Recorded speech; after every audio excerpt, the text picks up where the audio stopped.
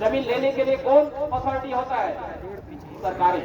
सरकार जमीन अधिग्रहण किया और जमीन अधिग्रहण करते हुए हमारे नगर नार के जितने भी साथी हैं, इस एरिया के जितने भी गांव हैं, उनसे ये कहा गया कि हम आपका जमीन ले रहे हैं, हम यहाँ उद्योग धंधा खोलेंगे, इससे प्लांट खोलेंगे, इससे जितना आय होगा उससे हम आपको रोजगार देंगे, शिक्षा देंगे, स्वास्थ्य सुविधा देंगे।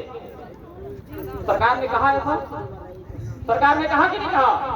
आपको बोलना पड़ेगा आज इस मंच से, आपको बोलना पड़ेगा। आप चुप हैं इसलिए आपके साथ अति हो रहा है। सरकार ने ऐसा कहा, आपको कहा, और उस समय सारे लोग यहाँ जमा होकर के उसका विरोध किए कि हम अपना जमीन नहीं देंगे। लेकिन जमीन देने के लिए सरकार ने मना लिया। इस बात के लिए मनाया कि यह जो नगर नार रजिस्ट्री प्लांट है वो सार्वजनिक उपक्रम की कंपनी होगी और सार्वजनिक उपक्रम की कंपनी होने के कारण उससे जो भी नफा होगा वो सरकार का होगा और सरकार आपको उस सेवा मुहैया कराएगा। बोला गया कि जिनका जिनका जमीन जा रहा है उनको नौकरी देंगे, जमीन जा रहा है उनको हम मुआवजा देंगे। अच्छी बात है, सरकार की नीति है, पुनर्वास नीति में सारा चीज लिखा रहता है, हमें उससे कोई आपत्ति नहीं। हमने उस समय जमीन लिया 2000 में, सरकार के ऊपर हमने भरोसा किया और आज 2023 में लगभग हमको पता चल गया था कि 2016 में ये जो स्टील प्लांट है चलने की स्थिति में नहीं है। सरकार इसको निजी हाथ में देने वाली है, अभी यहाँ के सरपंच महोदय ने बताया। और हमको लगता है कि 2023 में हम सारे लोग ठगे महसूस कर रहे हैं। ठगे महसूस कर रहे हैं कि नहीं कर रहे हैं? क्या उस समय जब जमीन अधिग्रहण किया जा रहा था तब आपको बताया गया कि ये हम निजी हाथ में 20-30 साल बाद देंगे करके? आपके साथ धोखा हुआ? धोखा हुआ कि नहीं हुआ? यदि उस समय हमको बताया जाता कि हम 20 साल बाद इसको निजी हाथों में देंगे तो यहाँ लोग आप मर जाते, लेकिन जमीन नहीं देंगे। यदि जमीन सार्वजनिक उपक्रम की कंपनी के नाम से लिया गया है तो उसे सार्वजनिक उपक्रम की कंपनी के हिसाब से रहना चाहिए, उसको निजी हाथ में नहीं देना चाहिए, नहीं देना चाहिए।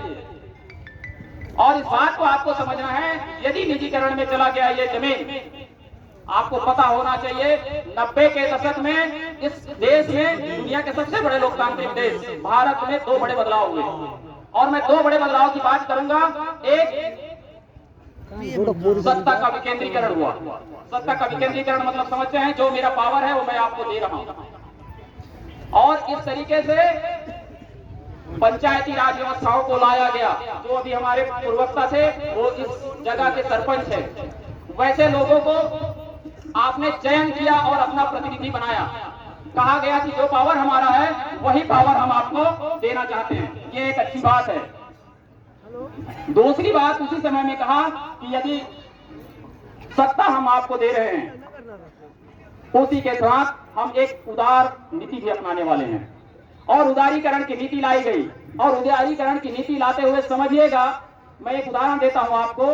1980, 85 या 90 के आसपास आप लोग सोचे होंगे कि बस्तर में कोई पहाड़ी लोग जमीन नहीं ले सकते। ऐसा जानते थे कि नहीं जानते थे?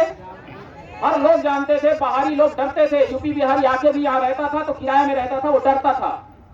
और आज हम 2023 में इस मंच में लगभग 20-30 हजार के लोग भीड़ में हम यहाँ इकट्ठा हुए हैं और हम कह रहे हैं कि हमारी जमीन हमको वापस चाहिए, ये निजी हाथों में नहीं जाना चाहिए। आपको ये समझना पड़ेगा कि ये उदार नीति होता क्या है। उदार नीति मतलब होता है जो नियम कानून सरकार ने आपके लिए बनाए थे, उस नियम कानून में जो दिकू लोग हैं, जो बाहर के आने वाले लोग हैं, वो अपना रास्ता खोजते हैं। और जब उस कानून में रास्ता नहीं मिलता तो ये कहा जाता है सरकार के साथ बैठ के कि भाई इसमें आप शिथिलीकरण ला दीजिए, इस कानून को थोड़ा ऊपर नीचे कर दीजिए, ये प्रावधान कठोर है, इस कठोर प्रावधान को आप थोड़ा नरम कर दीजिए। और वो नरम करने के कारण ये स्टील प्लांट यहाँ खुला। और वो नरम इसलिए किया गया क्योंकि वो आपके एरिया में, क्योंकि ये पूरे यदि दिल्ली में देखा जाए तो दिल्ली में बस्तर सबसे ज्यादा पिछड़ा माना जाता था मध्य प्रदेश के जमाने में। और मैं 90 की बात कर रहा हूं, इसलिए सबसे पिछड़े क्षेत्र में आपको उद्योग भी चाहिए, धंधा भी चाहिए, रोजगार भी चाहिए, शिक्षा भी चाहिए और स्वास्थ्य की सुविधा भी चाहिए। चाहिए कि नहीं चाहिए? चाहिए। लेकिन सरकार ने इसी का फायदा उठाया। उन्होंने कहा ना मैं नगर नार खोल रहा हूं और नगर नार खोल के हम ये सुविधाएं आपको देंगे। कहा गया आपका मल्टी स्पेशलिटी हॉस्पिटल बना क्या? घोषणा तो है, लेकिन यदि आपको लगता है ये किसी निजी हाथ में चला जाएगा तो ये आपको कोई फायदा पहुंचाएगा? मैं एक उदाहरण देता हूं। कितने लोग बस में चढ़ते हैं? बस की यात्रा कितने लोग करते हैं? हाथ खड़े करें। बस में चढ़ते हैं ना? सरकारी बस है? सरकारी बस है?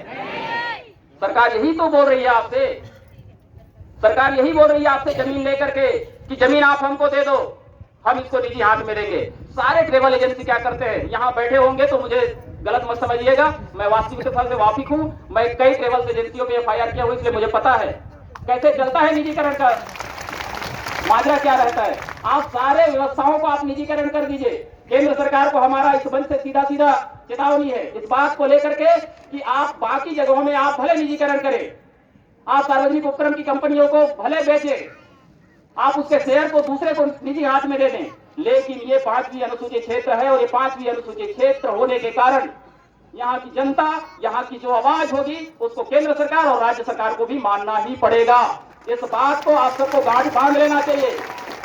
और ये 5वीं अनुसूचित क्षेत्र, चूंकि यहाँ दोनों ही समाज बैठे हैं, OBC समाज के हमारे सियाल लोग बैठे हैं, आपके आदिवासी समाज के सारे लोग बैठे हैं, आप इस बात को बिल्कुल गांठ बांध लीजिए कि ये 5वीं अनुसूचित क्षेत्र होने के कारण आपके अधिकारों को संरक्षित करता है, और संरक्षित इसलिए भी करता है क्योंकि उन्हीं जगहों को शेड्यूल्ड एरिया माना गया है। इस देश में 10 राज्य है, उस 10 राज्यों में से सबसे बड़ा राज्य, यदि मैं बोलूंगा 10 राज्यों में से सबसे बड़ा राज्य यदि 5वीं अनुसूचित क्षेत्र को लेकर के है वो तो छत्तीसगढ़ है। आपको एक मैं भौगोलिक गणित बताता हूं, आपको इस मन से जानना चाहिए आपको। पूरे छत्तीसगढ़ का लगभग 65% एरिया, कितना परसेंट?